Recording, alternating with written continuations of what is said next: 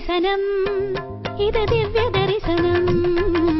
தெய்வ தரிசனம், இது நித்திய தரிசனம். வந்தது வந்தது நம் இல்லம், வாசலில் வரைந்திடுமா கோலம். பேரின்பம் இனி ஆரம்பம். தெய்வ தரிசனம், இது திவ்ய தரிசனம். தெய்வ தரிசனம், இது நித்திய தரிசனம்.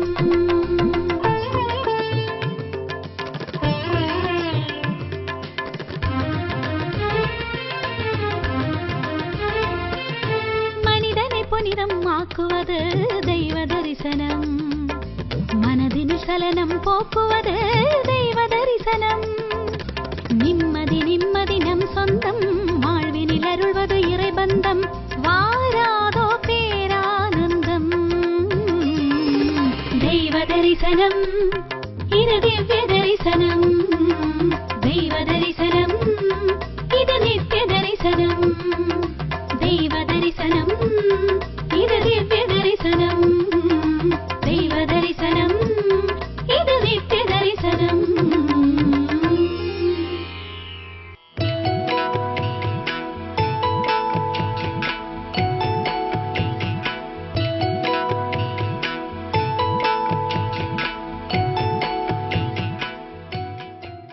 தெய்வ தரிசனம் நேயர்கள் அனைவருக்கும் அன்பான காலை வணக்கம். சிறப்புக்குரிய தெய்வ தரிசனம் பகுதிக்கு உங்கள் அனைவரையும் அன்புடன் வரவேற்கின்றோம். இறைவனை இந்த உலகத்தில் உள்ள எல்லா ஜீவராசிகளும் வழிபட்டு நலன் பெறுகிறது.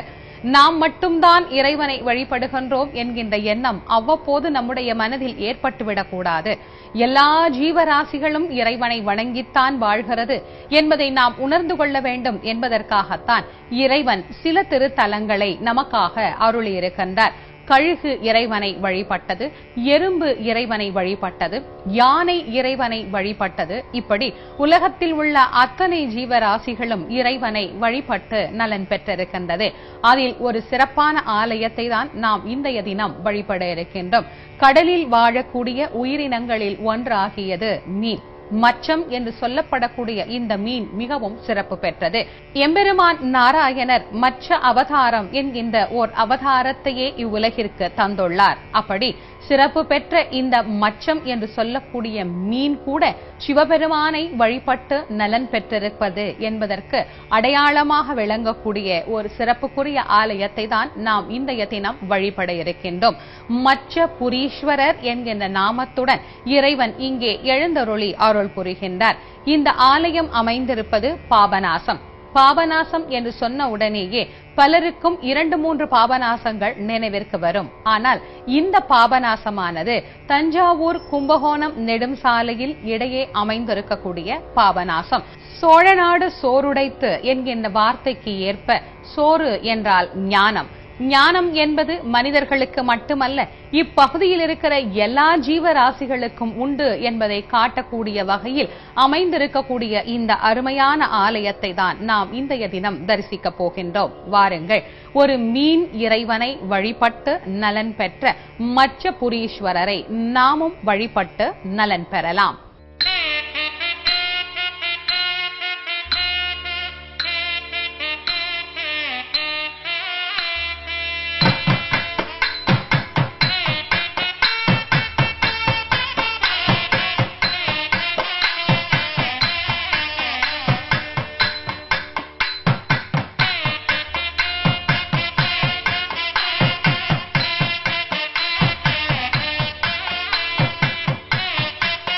முப்புறம் எரித்த முக்கண் எம்மானை வேதங்கள் பூஜித்தன.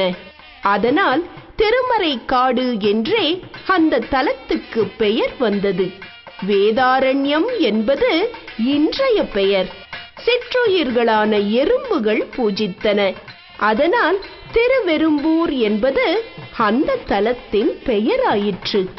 பக்கவாட்டில் ஊர்ந்து செல்லும் இயல்புடைய நண்டு பூஜித்தது. அந்த தலம்தான் திருந்த தேவன்குடி. அங்கே கர்க்கடகேஸ்வரர் என்றே பெருமானுக்கு திருநாமம். ஊர்ந்து செல்கின்ற பாம்பு பூஜித்தது. அவைதான் திருப்பாம்புரம் உள்ளிட்ட தலங்கள். பறக்கின்ற பறவை இனங்கள் பூஜித்தன. அவைதான் மயிலாடுதுறை உள்ளிட்ட தலங்கள். நடக்கின்ற விலங்குகள் பூஜித்தன. அவைதான் பட்டீஸ்வரம், திருவாவடுதுறை உள்ளிட்ட தலங்கள்.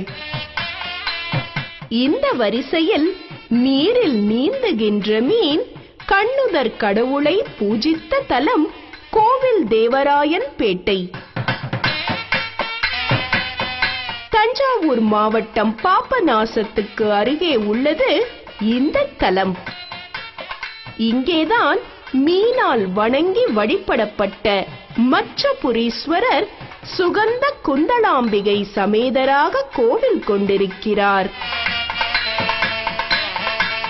தேவார காலத்தில் திருச்சேலூர் என்று இப்பகுதி குறிப்பிடப்பட்டதாக சொல்கிறார்கள். அதுவும் சரிதான். சேல் என்றாலும் மீன் என்றுதான் பொருள். ஆக மச்சபுரி என்றாலும் சேலூர் என்றாலும் பொருள் ஒன்றுதான். மீன் என்றதும் பெருமாளின் மச்சவதாரம் நினைவுக்கு வருகிறது. மச்சவதார கோலத்தில் பெருமாள் சேவை சாதிக்கிற ஆந்திர மாநிலம் நாகலாபுரத்தில் உள்ள வேத நாராயண சுவாமி ஆலயமும் நினைவுக்கு வருகிறது. மதுரையின் அங்கையர் கண்ணியாகிய மீனாட்சி நம் நினைவுக்கு வருகிறாள். கரையோரமாய் பக்தர்கள் தூவுகிற பொறிகளை உண்ண பெரும் மீன்கள் துள்ளுகிற சிருங்கேரி, சோழிங்கபுரம் ஆகிய தலங்கள் நினைவுக்கு வருகின்றன. இவ்வளவு ஏன், மன்மதனின் கொடியிலும் பாண்டிய மன்னர்களின் கொடியிலும் இடம் பெற்றிருப்பதும் மீன்தான்.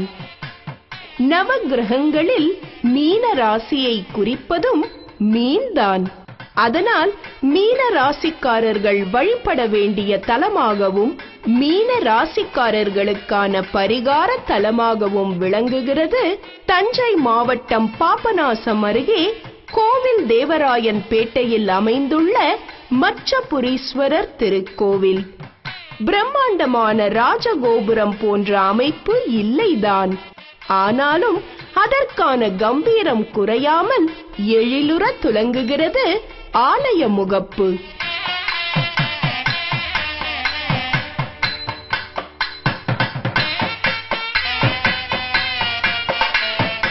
ஆயிரத்து 200 ஆண்டுகள் பழமையை கொண்ட இந்த ஆலயத்தினுள் நுழைந்ததும் முதலில் நந்தியை காண்கிறோம்.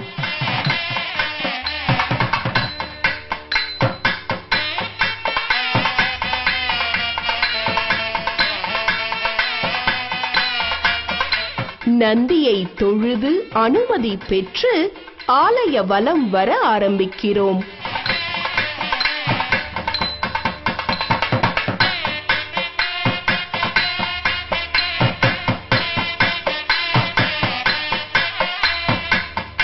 முதலாம் ஆதித்த சோழன் காலத்தில் செங்கற்களால் கட்டப்பட்டு முதலாம் பராந்தகன் காலத்தில் கருங்கல் கட்டுமானமாக உருப்பெற்றது இந்த ஆலயம் என்கிறார்கள்.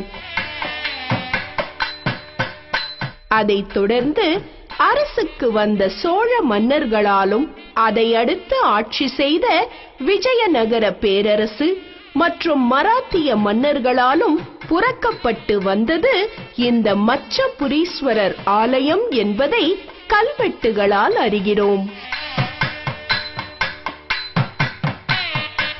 அழகிய முன்மண்டபம், மகா மண்டபம், அர்த்த மண்டபம், மூலஸ்தானம் இவற்றுடன் நந்தவனம், பெரிய பிராகாரம் ஆகிய அமைப்புடன் கூடிய ஆலயம். அம்பாள் சந்நிதியும் இதே போன்ற அமைப்புடன் இருக்கிறது என்பதும் கவனிக்கத்தக்க விஷயம். காவிரியின் தென்கரையில் அமைந்துள்ள இந்த தலத்தை பெரிய புராணத்தில் குறிப்பிடுகிறார் சேக்கிழார் பெருமான். ஆக சம்பந்தர் சென்ற வழி பற்றிய குறிப்பாகவும் இதை உணர்கிறோம். புகழ்பெற்ற கந்தசஷ்டி கவசத்தை இயற்றிய தேவராய சுவாமிகள் பிறந்ததும் இங்குதான் என்பது குறிப்பிடத்தக்கது.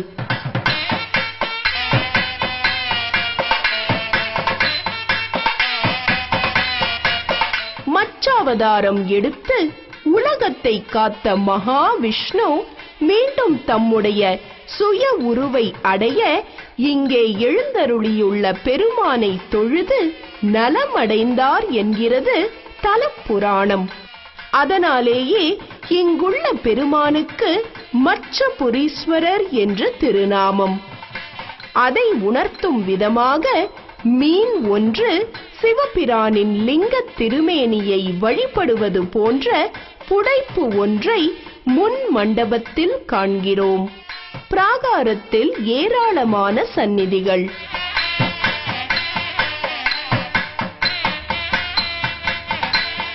மிக தொன்மையான வழிபாட்டுக்குரிய சப்த மாதர்கள் இங்கே சந்நிதி கொண்டிருக்கின்றனர்.